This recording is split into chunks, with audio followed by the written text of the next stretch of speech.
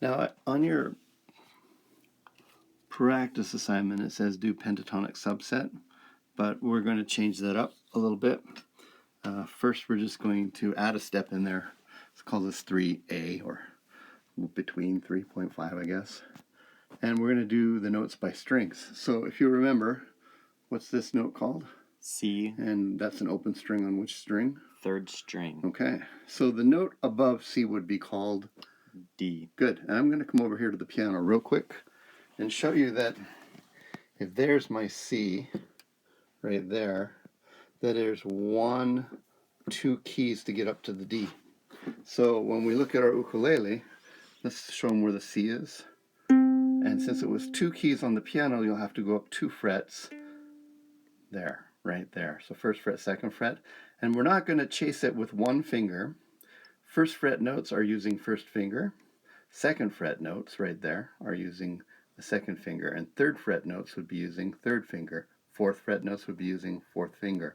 And that's the challenge, is to get muscle memory for that. So we're just doing the third string, which only has 2 notes on it that we need to learn right now. So let's start with this. This is a C, it's open string. Okay.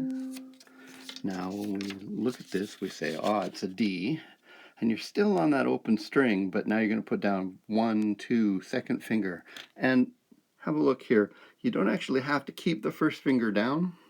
You don't have to lift it up that far either. It's fine if it's down, but yeah.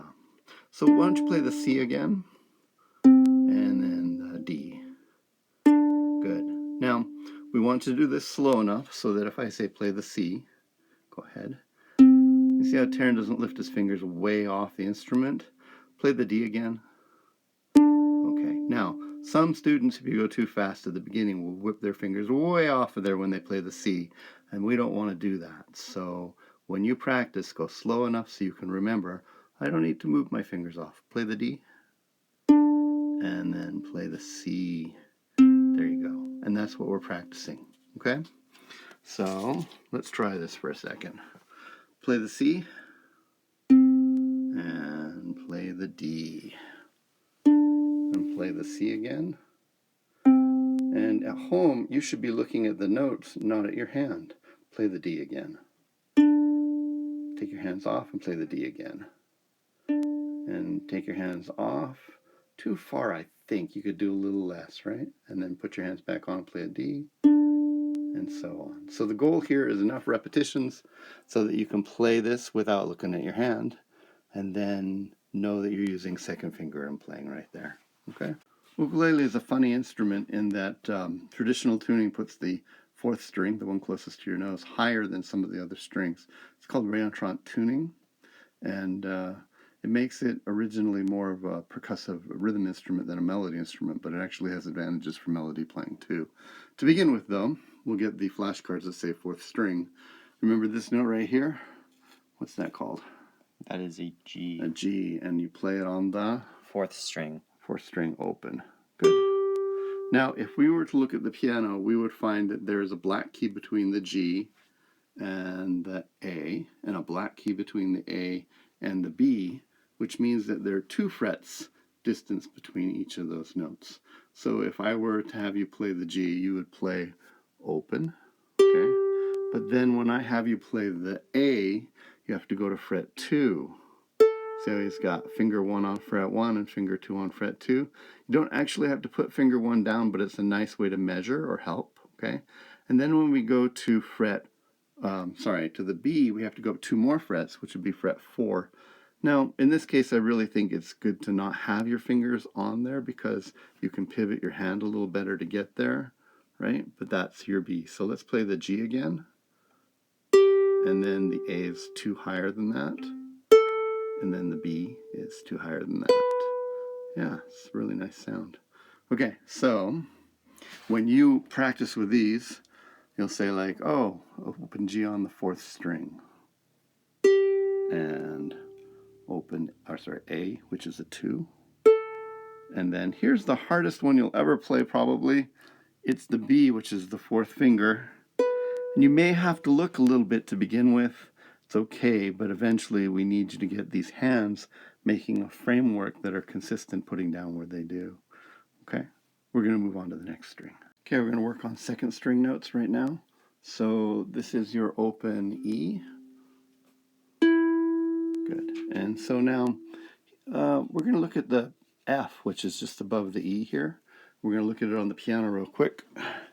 Here's an E right there, and the F is right there, and you notice there's no black key between them, so there's only one piano key between them. So that means when you go from E up to F, you're only going to go one fret. So you can use your first finger right there and play the F. Yeah, play the E again. Good. And I like how your hand is not pulling way off when you play the E. Put the F down again. Okay, good. This next note up in the alphabet on the next line is a G, and that will be 2 more frets above the F, so you're going to finger and fret number 3, like that. Go ahead and play that. So let's do this. Play the E. Okay, and notice how Taryn didn't take his fingers way off. He went slow enough so he could control that. First finger for the F, and third finger for the G. Now, if you make a mistake, why don't you pull your third finger back towards the nut just a little bit. Now play. You get that kind of funny sound? Don't move, but look at your hand. You can see that it's too far. It's actually on the fret wire of the previous fret. Go ahead and move it up.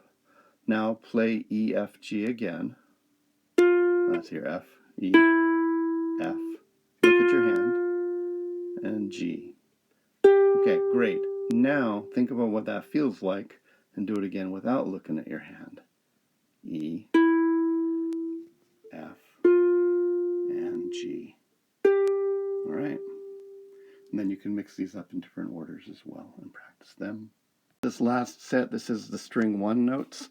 And I just want to talk about this guy right here. This is a D. It's way up there, and don't worry about it right now. It's an extension that we'll use in the second half of the term. Okay, so the A right there is your open string 1. Okay.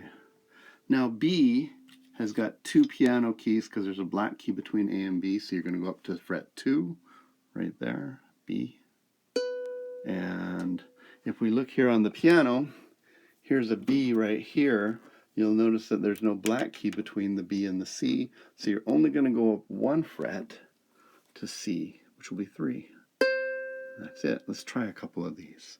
Have you play the B, which will be first string. Oh, careful. It's 2, isn't it? So let's try again. So open, 2, and 3, A, B, and C. Try this again, the B. Yep. Think of it like 2B or not 2B. It's definitely 2B. Okay. Open is A. Try doing the B2 again. And this is C3PO. Oh, copyright. Yeah, C3, right? Okay, good.